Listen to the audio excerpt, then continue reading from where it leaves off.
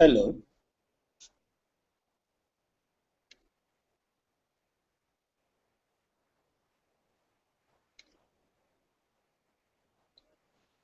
Hello.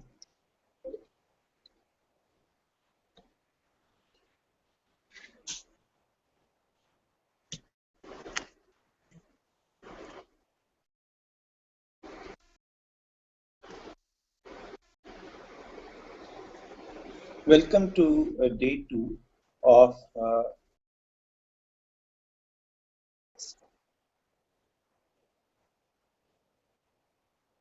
we're going to start from where we concluded yesterday.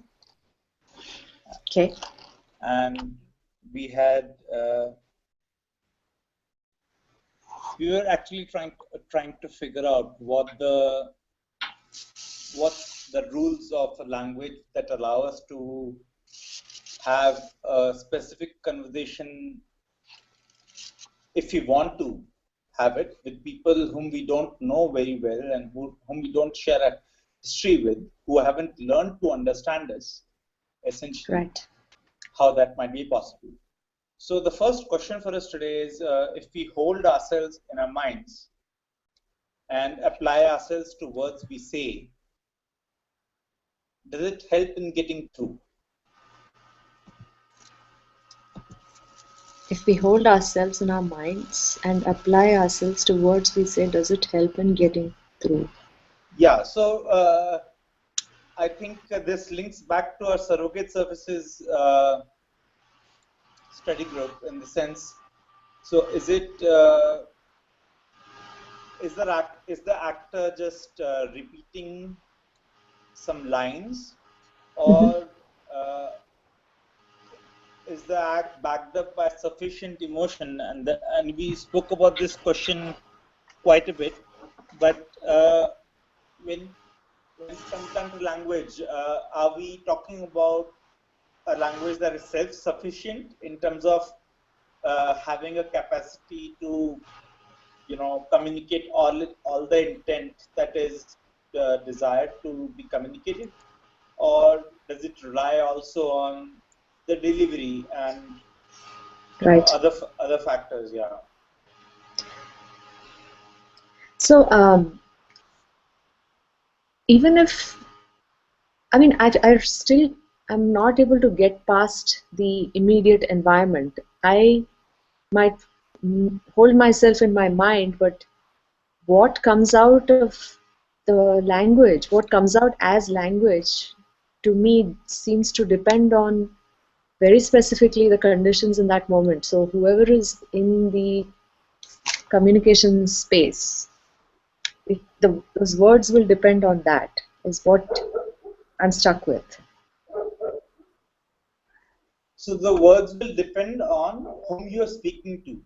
Correct. That's what you're saying? Yeah. Right. Whereas the question we are asking is there a superset of a language which can override this environment?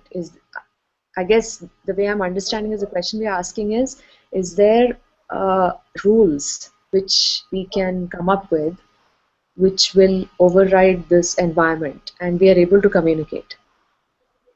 Yeah, I mean, I think the question is basically leading to it's putting it out there whether language in whichever form is it self-sufficient, or would it also be relying on other aspects of how we actually deliver it in order to become something, right? So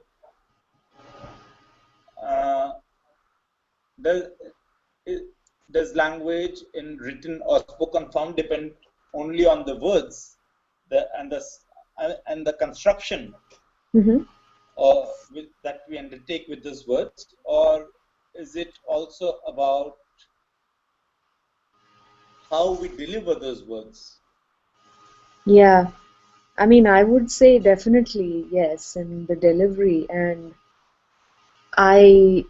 my personal failing is, I don't know if it's a failing, but I'm stuck with this thing that the delivery depends on the listener in one way, and I might be, the reception will depend on the listener, right? I mean, yes, but also if I'm aiming to speak, if I'm trying to make myself understood to what I perceive the listener to be, I might tailor my communication accordingly.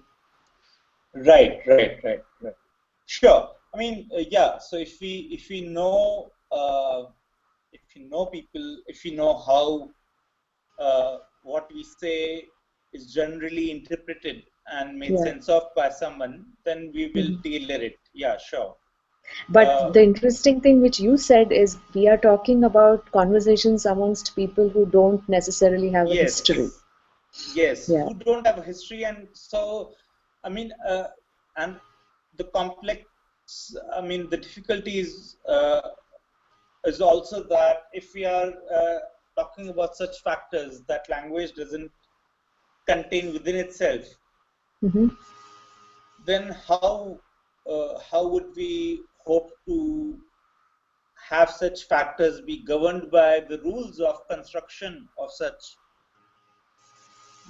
of such a language? So how Yeah. can if how can I ever learn then? Because we are essentially talking about a language that is encoded with such specific rules Hmm. that allow personalization, but also which allow translation, Yeah. Yeah. uh, Yeah. Yeah. that don't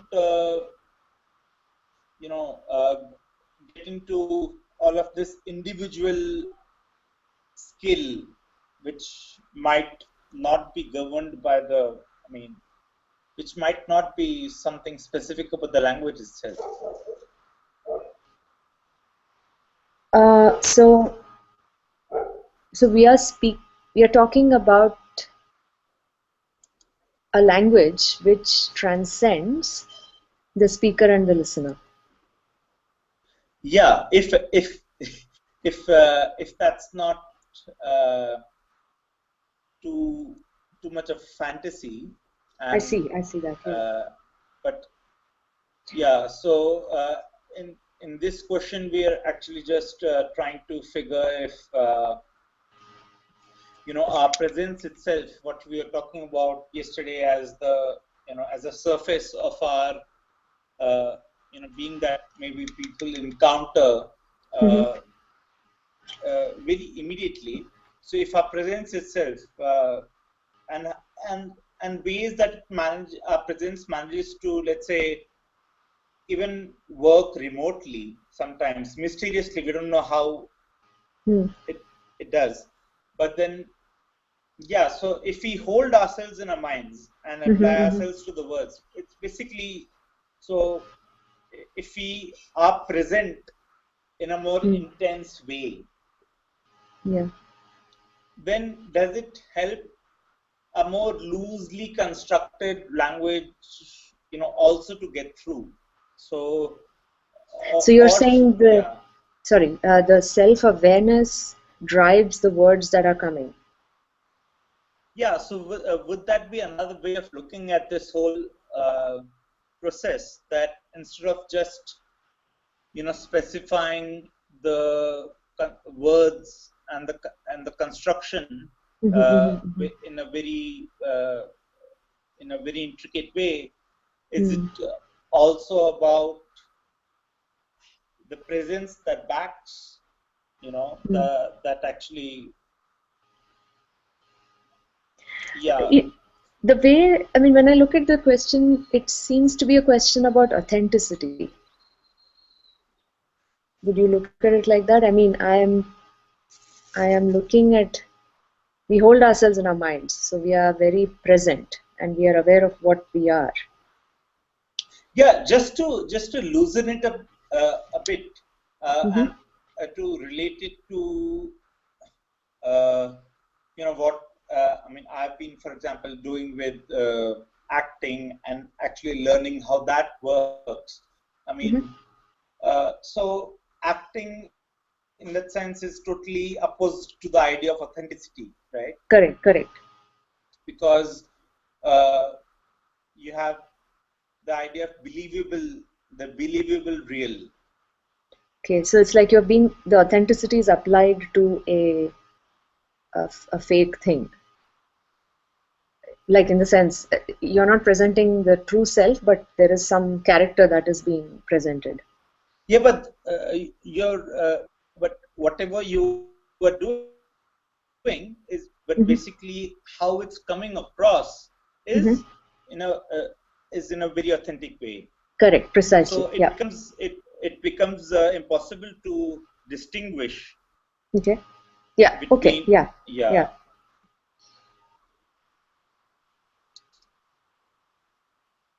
Uh, but I mean, so where did the acting come in? Yeah, I mean, because uh, you were talking about how this question talks about authenticity, and Right. I mean, I was just saying how acting actually loosens up the whole idea of being authentic in a fixed way. Hmm. So I mean, again, this is confusing because we can decide to play a role then, and you know. Yeah, and it also clouds the idea of the whole question of sharpness much more, Hmm. because when it's not any one thing, Mm-hmm. then there is no reference point, there is no index. Sharpness is just about something which is clear, Hmm. and it's not about a clarity that is a specific clarity or absolute in any way, which is which is something that doesn't trouble me actually. Okay. Uh, I mean, coming back to the question again, I'm seeing if the words that we use are sharp enough to convey what we are seeing ourselves to be in our mind at that moment, we Yeah. probably are at least able to express ourselves, Hmm. but there is not a guarantee that the other person will get it. So getting through is getting through to the other people or person. So Uh, there is, right. So it's not enough. It's not enough to be present yeah, in a more intense, or in a more complete way. right.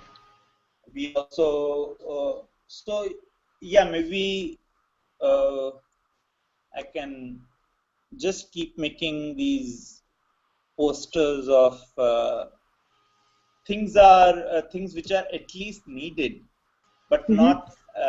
not absolutely uh, not enough, right? So Yeah, we might agree that the presence might have something to do with being sharp, I agree. That part I but agree, yes.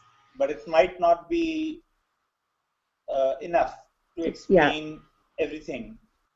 yeah. Because I'm not able to divorce the idea of communication without all the players being present. You know what I'm saying? Like, just because one person is sharp doesn't mean that communication is happening, if that's the goal. Right. I mean, so you can communicate to imagined uh, people you essentially imagine, right? In the sense, Yeah. you're right that there always needs to be a target, but then the target is not something which has to be necessarily established uh, on the basis of something, or I mean, someone whom you can actually isolate and recognize in people you know. It might actually be a imagined other whom you are talking to. Which is actually very.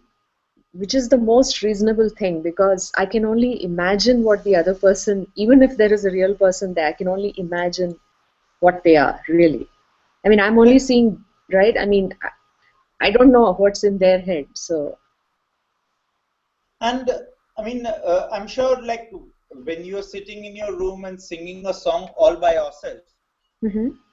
you're still singing to somebody inside your head. Yeah, yeah, yeah, yeah.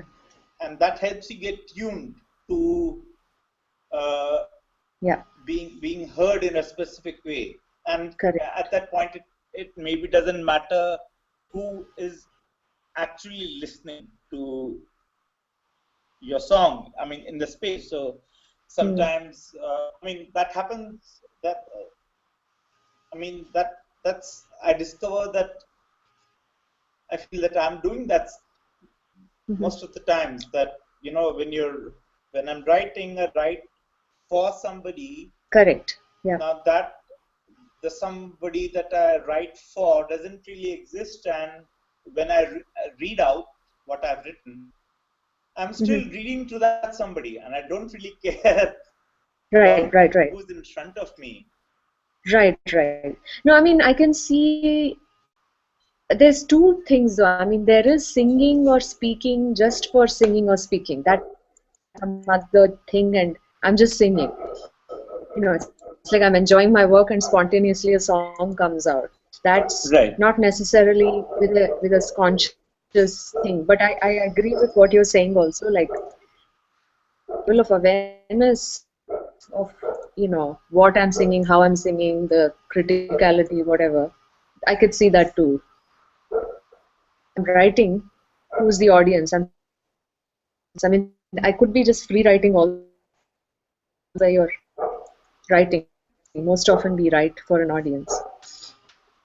Yeah, so I mean, the audience actually becomes unimportant in this context, right? Because the audience is imagined.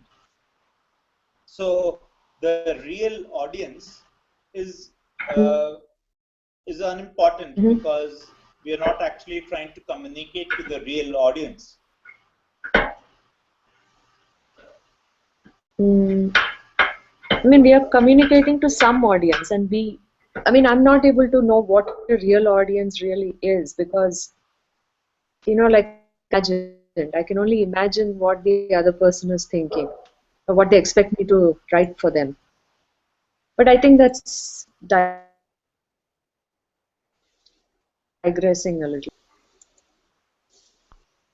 Yeah, I mean, what I find useful to you know uh, hold on to is the idea that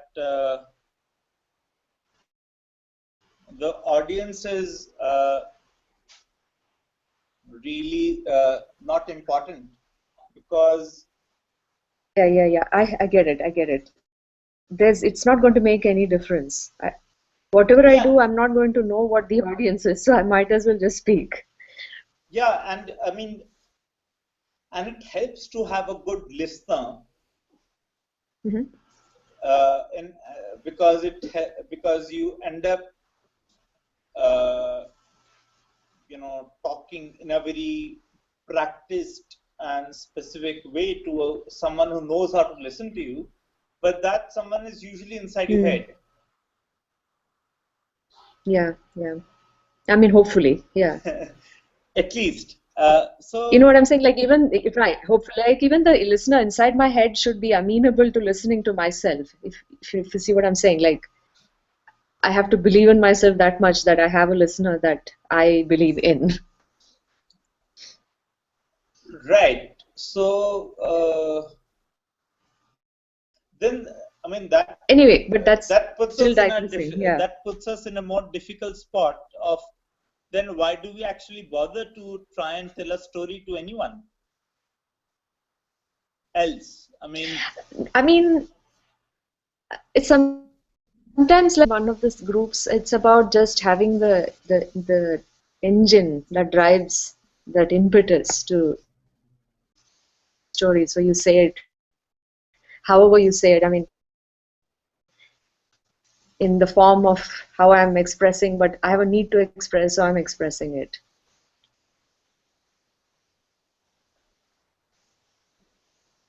Right. So you're saying that you are still doing what you need to do, and Correct. the people are listening because you happen to be speaking. That's one thing. Yeah. That's one way of listening happening. Yeah. People have a need to listen also. I mean, not listen, but hear. Sort of, they need something to fill the space. So they will hear, you know. Yeah, so they want distraction from, just the pain of having to search for something Yeah. Or to hold their they need, attention, correct. Yeah. Yeah. right? So, Yeah. uh, but then if we move from the question of presence and the target, or let's say the audience or the listener, and these Mm-hmm. conversations which we have for ourselves, Mm-hmm.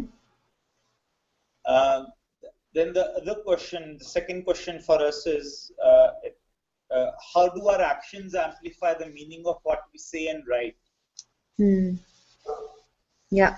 So what we do actually, Mm-hmm. and what we get to do, right? So does it uh, does it have to be Aligned. yeah, so do we have to be absolutely transparent in terms Mm. of what we mean to say and Mm-hmm. what we mean to what we do actually? Or Right. so does that mean imposing a whole military Yeah. code of Rule conduct on set. Yeah. ourselves, and then Exactly. Yeah. every time we violate that conduct, it means that we need to Yeah. feel bad? Recalibrate. Yeah. Yeah. or, Yeah. or is it the other way around? We can pretty much do what we want, and then what Mm. we mean to say and write is that which we do. Which still there is that rule set of, well, not necessarily, but yeah. I mean, the thing is, the first one where transparency, Yeah. it to me, it seems to be like a nature thing. I mean, by nature, there is a need to be that there is a what's the word? What we do and what we say, or what we say we will do, and we do that. We think that that gives credibility, and if there's the environment demands that of you, then you do that. Or I don't know, I'm not able to get away from the environment. I mean, uh, yeah, I don't really know how to think around this, because what I actually practice Mm-hmm. doesn't seem to be governed by this logic at all, right? So one of the most helpful things for me to experience, was when so what helped me open up as a writer Mm-hmm. Mm-hmm. was just to stop feeling guilty about anything, right? Understand. So if you did this, fine, I did Mm. this. Right, If right, you right. didn't do this, yeah, I didn't do this. And Mm. because that just because yeah, if there was anything that I was imposing on myself, I just felt unable to actually write in a I mean, be free, feel free on the page. So I was Fine, not fine. able to feel free on the page if I Right. Yeah. really had something to feel bad about, or Yeah. Understand. Yeah. I mean, it's like a kind of authenticity of experience. It's like I haven't done this, so how will I know what it is? So what gives me the right to write about it and things like that? no, haven't. No, I mean, what I'm saying is totally unrelated things, even maybe. So, Hmm. if you make it a point that uh, I'm going to uh, walk in the garden every day for Hmm. half an hour, and Hmm. you don't do it, Okay. then I mean, it's going to be, of course, it's more possible that you'll actually do it Mm. uh, if you are not weighing yourself down with guilt or with anything, with Sure, a sure, sure, sure. with Yeah, something sure. else. Yeah, But yeah. at the same time, if you don't do that, Mm. then You may not you do it. I mean, I'm just saying a series of such things that you decide not to feel bad about, just Hmm. uh, that just help me Hmm. feel free on the Yeah. page, you know. Yeah, Uh, yeah, yeah, yeah, yeah, so yeah. when I'm actually sitting down to work, Right, then right. what is it? How is it that I choose to know myself and portray myself uh, as in my voice, right? So if my voice is not beaten up, Hmm. Hmm. then it actually I can hear it. Otherwise, I can't Mm. even Yeah, hear my voice. correct. I mean, And that again, is, yeah. yeah. No, you're saying Uh, something. uh, I mean, the thing is, I also feel like it depends on, like, some writers may write only if they have that guilt. I feel like it's a very personal thing. Like, only if I have that stone hanging over me, only if I have drunk myself silly and I'm feeling horrible about having drunk so much, only then the words flow out. That could be, I Yeah, mean, yeah. I mean, that must have something to do with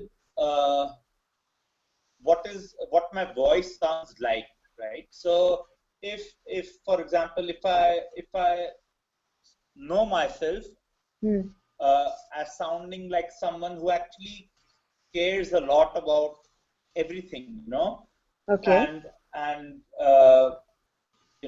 is a voice that is reflecting a lot of concern okay. about everything, it then I can imagine that feeling, pressured about this or that will actually help me write, because because that pressure will show through. What Yeah, I'm saying is, yeah. but you're saying, but that sounds like, no, I'm not even bringing together those two things. Like, you're talking about an awareness of what is coming out. So there is a tailoring already happening of what the product will be. Yeah, I'm expect, yeah. I'm saying I'm not sure if that's very if that's possible, because Hmm. like I'm just saying that if it helps someone to feel guilty about something, and then Hmm. actually get down to Hmm. doing something, Hmm. then that will show through in what they do. I don't know about that. I don't know about that. I think that's a very personalized thing, which I can't generalize that. I don't know if it will show. I feel, on the other hand, the pressure may not show for some people. I mean, only when What that is that? What is that pressure about, actually? So the because pressure is only driving for the creative process. It is, sorry. So there is, the pressure is only to bring the person to start creating, and it does not reflect in the product, is what I'm saying. But what is it to be creating? I mean, for that person, is it something which is not? Uh, is it not something that the person will do by default Yes, yes, yes, yes. So a anyway? person, yes, yes. So it could be that they want to do it, but they procrastinate. So the only way they can get themselves to do something is to wait for the deadline. And then and then it's like, holy shit, here's a deadline. I'm having so much pressure. So I have to do this. And that's when the product comes out. Right. But then, So, I do see your point, of course, that the pressure might show up in the product as a shoddy product or whatever, just to meet the deadline. But I'm also saying that there could be a case, because it's everybody's personalized, individualized way of doing things, that squeeze is needed. so I would go on to equate the pressure with Hmm. the whole logic of transparency in between actions and meaning of Okay. behind what we say, and uh, I, I would then equate, let's say, the apps, the process where you at some level, I would say, trust yourself that Mhm. okay, I'm not doing this, so I'm not doing this, and correspondingly, when I do this, I am Mhm. doing this, right? So, Mhm. uh, so I have made correlations, let's say, between pressure and transparency, a desire for transparency, and uh, absence of pressure, and some innate trust that exists, right? So, would you agree with that correlation? I'm trying to think about transparency and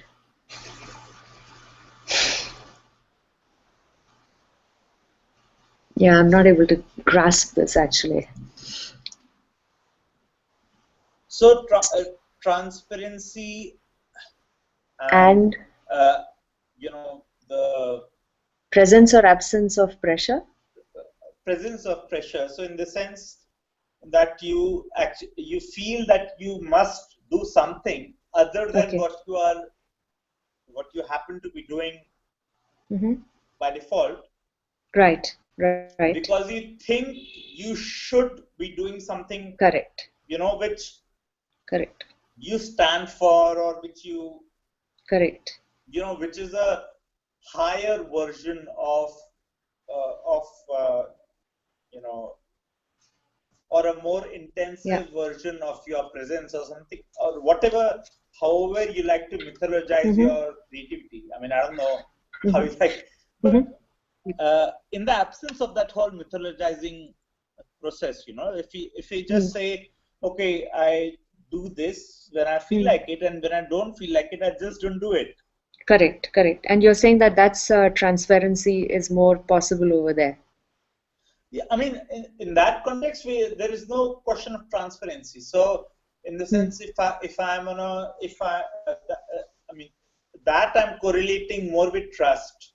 So, Okay. Ah, uh, okay, okay, okay. so I'm not anxious about not ending up doing something.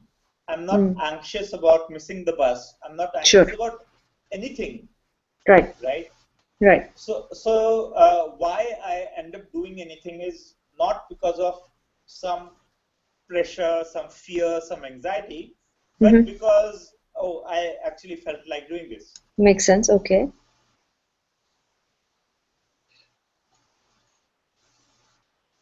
But then where does I can see that's trust, and there is a trust of I'll do it when I feel like it.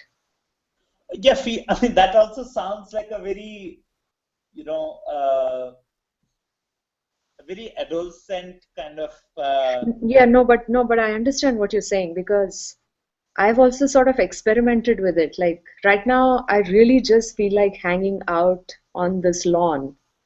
So I'm just gonna do it, it's Right. not adolescent as such. Like I do understand like producing under this should or must. does not necessarily seem authentic enough to me personally. So I've sort of been experimenting also with not doing because I should or I must. So I Yeah, can see what you're saying. Yeah. because I mean, for what I've observed, Mm-hmm. rather in how I end up producing, is that it flows both ways. So sometimes there is actually a whole deluge of overproductive zeal, in Uh-huh. which I'm doing lots of things and I'm very charged up, and Right. sometimes there is just dry spells.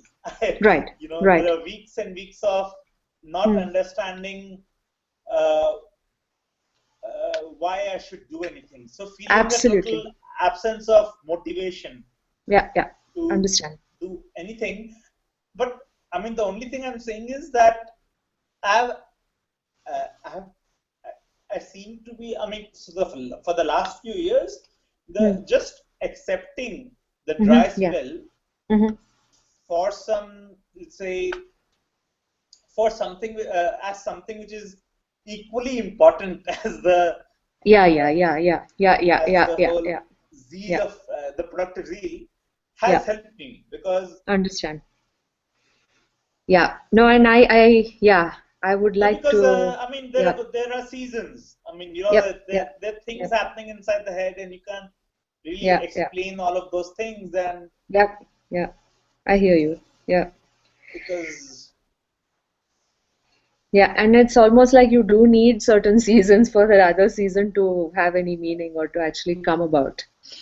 yeah, I mean, so in that sense, so how this question makes sense to me? How do actions amplify the meaning of what, let's say, I say or write? Mm-hmm. Is that what I seem to say or write, and what I seem to work on is essentially this, that there is no higher purpose to be doing this, that which Mm-hmm. is writing or Mm-hmm. saying whatever it is. And Mm-hmm. if not for the joy of doing this, and which can't be fabricated or coerced, right? Yeah. Mm-hmm. Joy Yeah. is essentially, yeah, if you jump into it, you do. Otherwise, you just don't want to party. If Right. you don't Mm-hmm. want to party. Right. Right. Right. Right. Right. Right. Right. And by how do our actions amplify the meaning of what we say and write is also not acting is also an act. I mean, it's amplify the meaning of what we say Yeah, and write. that's a Yeah. very, I mean, that's a very sharp statement, in the sense that not acting being an act. Uh, It's a deliberate choice of sorts. yeah, so because then that brings in the question of timing, right? Hmm. When you choose to do what you choose to do, Right. and Exactly. when you choose to do nothing, Yeah. also Yeah. becomes a choice that you can navigate. So when do you choose to actually reach out and make friends, and when you just choose to be by yourself? Right. Right. Right. And that ties to your what you said about feeling like it and not feeling like it, but not with a guilt sort of feeling.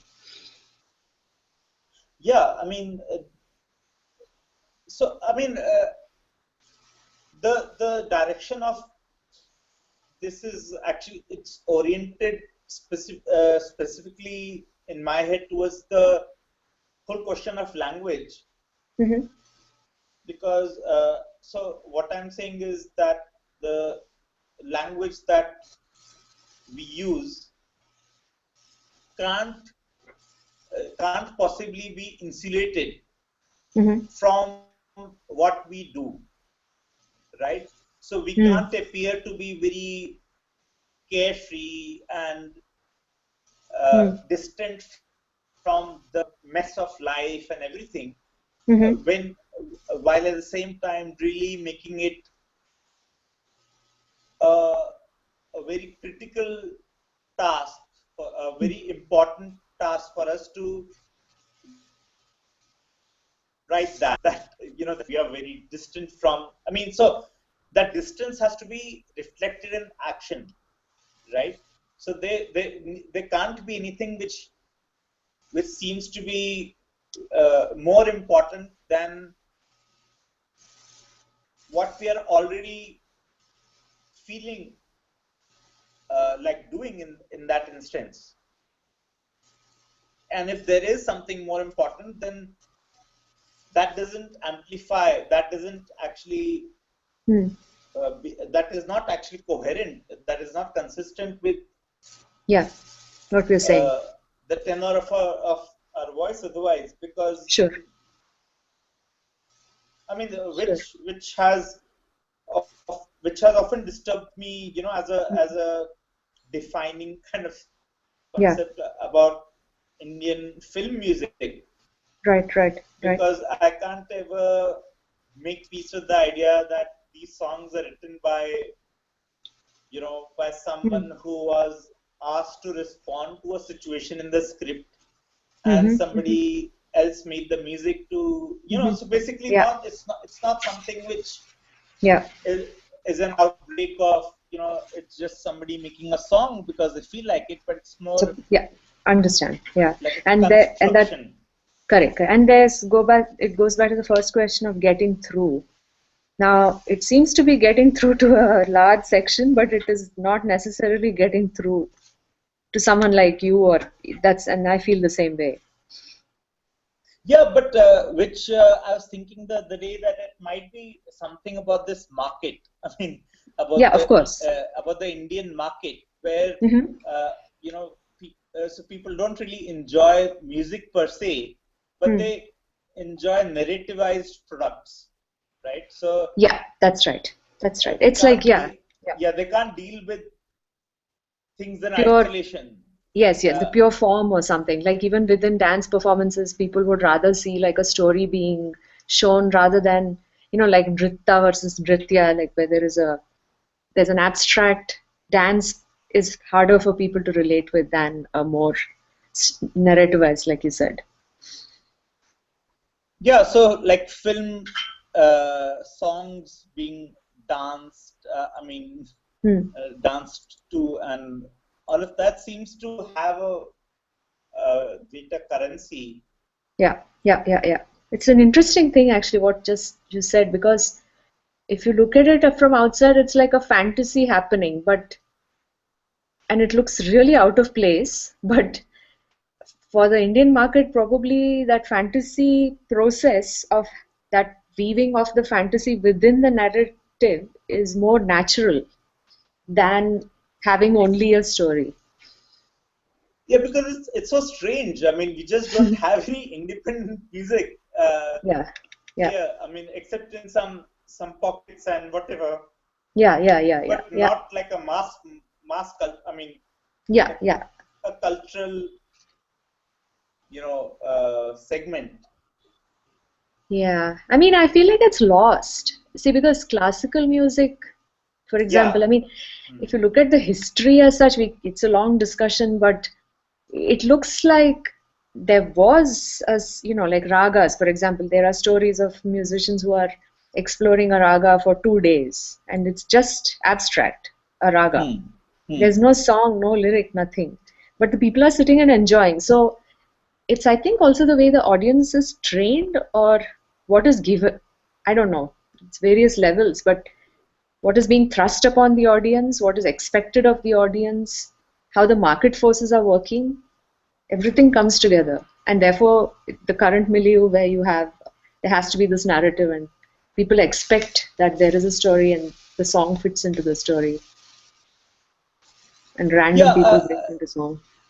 Yeah, because outside India, this malady seems to affect every other media except music. So the whole malady of the art world, in that sense, is that there is no possibility for people to engage with the experience itself, right? So they need the persona, they need the construction, they need the valuation, they need the narrativization in the media, and they need all of that, and that's the package of that gets value in the art world, but they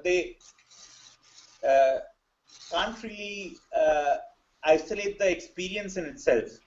Right, right.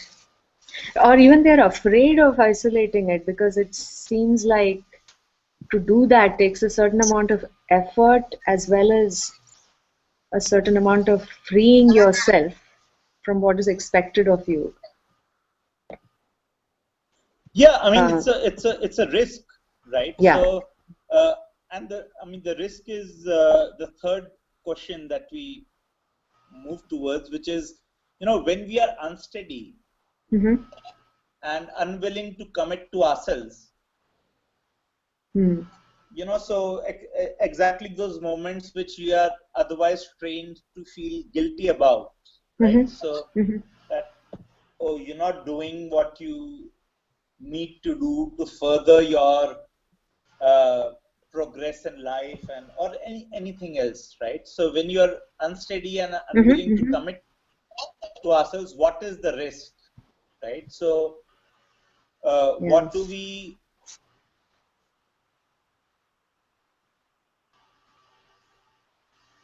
yeah what do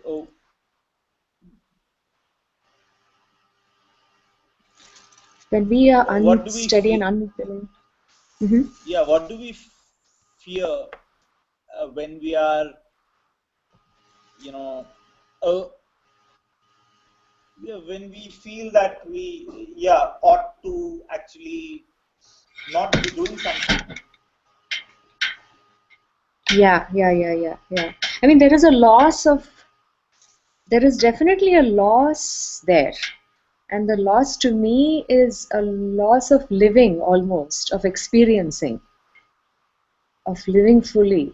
Like I'm not in the moment. I'm thinking about the moment. I'm thinking about how I'm supposed to be in the space. I'm not ready to lose myself. Right, so you want to project and you want to project a pattern of how you would like to see yourself, let's say. So you would rather be a projection than Right. make sense of what you Correct. actually are. Yes, But because sometimes what is the risk? sorry. What are we risking? Like What what is the is it risk? that we are moving away from? What are we afraid of? Like, To be very trivial, I would say it's like a social thing. I mean, it's like if I lose myself, I might appear weird to my peer group, or I might not fit into whatever it is I need to fit into. I mean, in a very trivialized manner. right. I mean, that is the social perspective, right? I Yeah. mean, that Mm-hmm. is the.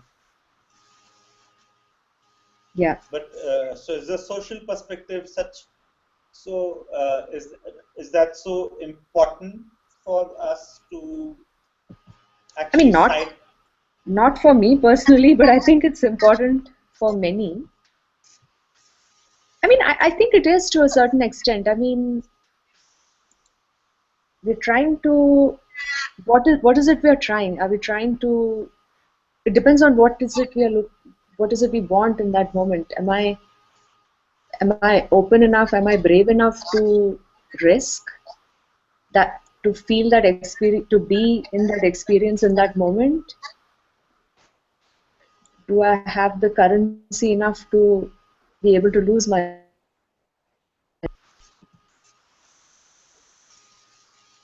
Yeah. So I mean, you're saying, like, are we trying to project, or are we trying to follow Hmm. what we are uh,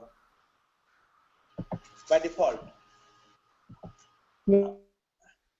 I mean, because I don't really know how this has come to be, right? So how did Hmm. the social, the social perspective, the, really occupy such a significant portion of our Yeah. of our Yeah. of our life, right? Yeah. Because Yeah. I mean I mean, yeah. I find that I find myself busy with just trying to get by, Hmm. right? Of course. Yeah. How Exactly. do Exactly. so how do you end up getting so worried about anything else? But what you just said about getting by, right? Like, I mean, like worrying about social whatever is tied to survival, right?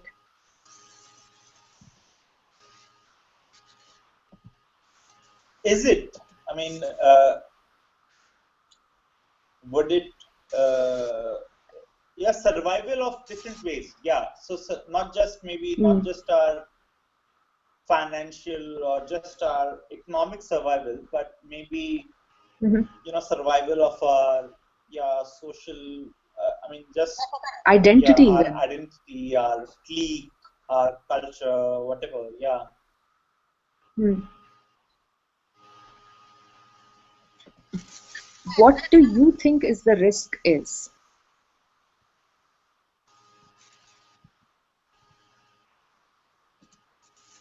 So I think it's the risk is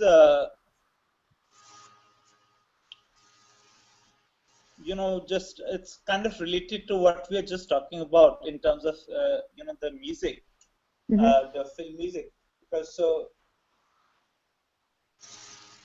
the risk of listening to music without being hinged, which is not hinged to a narrative, Hmm. is of actually acknowledging something which is outside the narrative, Right. right? So Right. when you stop projecting a pattern of suggested behavior or anything else, Hmm. you know, what you are risking is actually discovering something outside that, Right.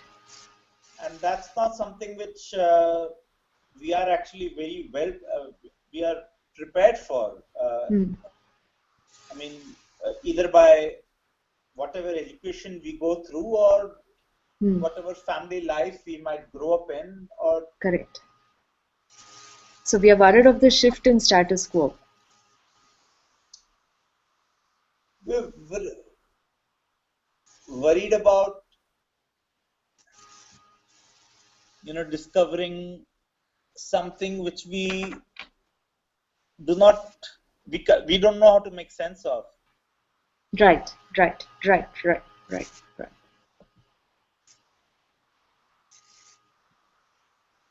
and that for me feels like a Hmm. vulnerability, in people as such, right? Right. Right. Yeah. Which can be attacked, Yeah. right? Definitely. So Definitely. if you essentially make it a point to shock and disgust people, Hmm.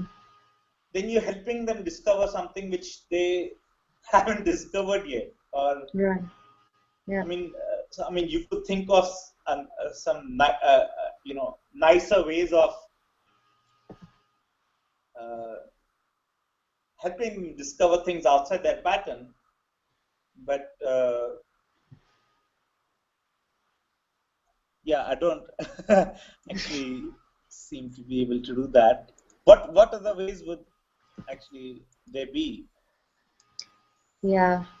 I mean, going back to the question, I'm looking at that we are unwilling to commit to ourselves. What is the risk?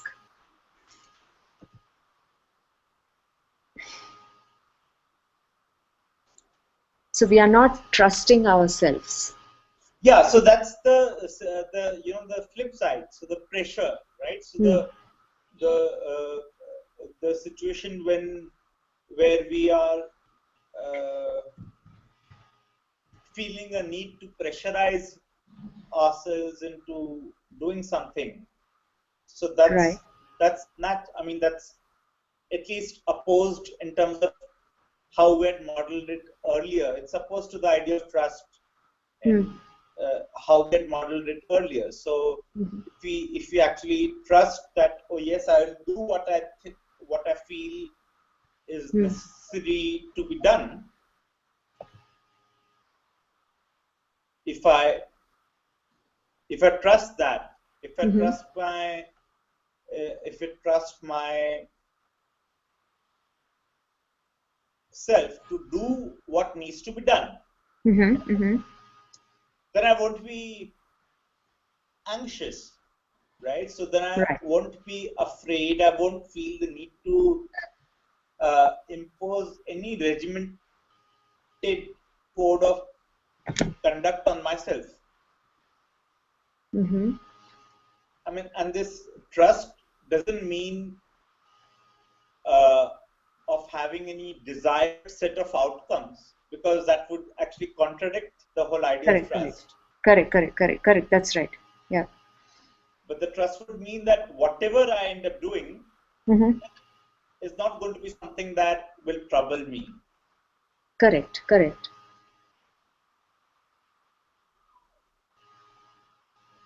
So the risk of not committing to ourselves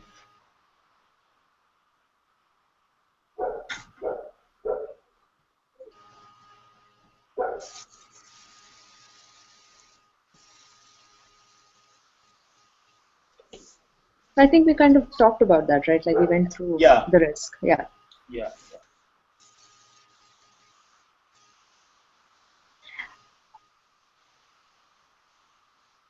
It's interesting because the three questions are progressive, but as far as getting through, which I felt was what the overarching goal was, does what we talked today, how does that, contribute towards that? I mean, it helped us in thinking about factors other than presence are also contributing to this,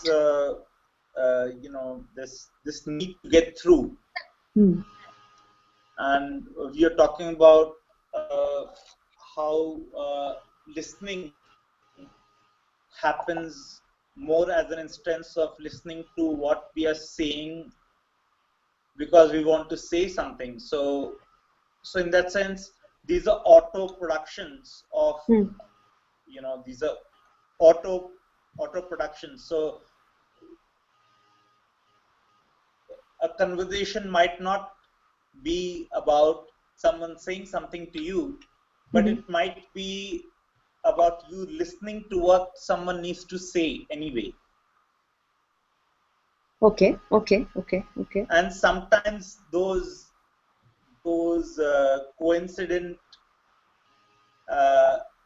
acts of listening to what is being said around you and saying what you want to say anyway, sometimes that might seem to connect and get through, right? So I might actually feel that what someone is saying is being said to me. Absolutely. Because of what I have going on otherwise in my head. Absolutely. Which is very interesting because it's so random. It could be random. Yeah, and that, I mean, I feel that might be the only possible explanation of human conversation, right? Yeah, that's true. we can't really otherwise think how we managed to search for people to, say something to, and how we managed to connect otherwise. Yeah, it's we navigate a set of coincidences. Absolutely, totally, and that is what is for me one of the profoundest I'm in awe of this thing that how does anybody even get through to anybody else? Like, I just can't get it. No, sorry, your voice broke there a little bit.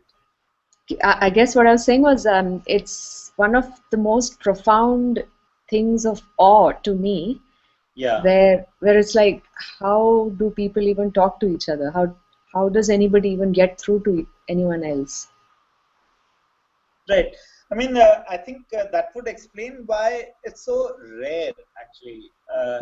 Why we don't have a more continuous and a more widespread scope of conversation. We don't really find so many people we can actually talk to. Right. Because the number of number of people we manage to run into otherwise. So the number of accidents that can happen are just limited. Yeah. Yeah, that's true.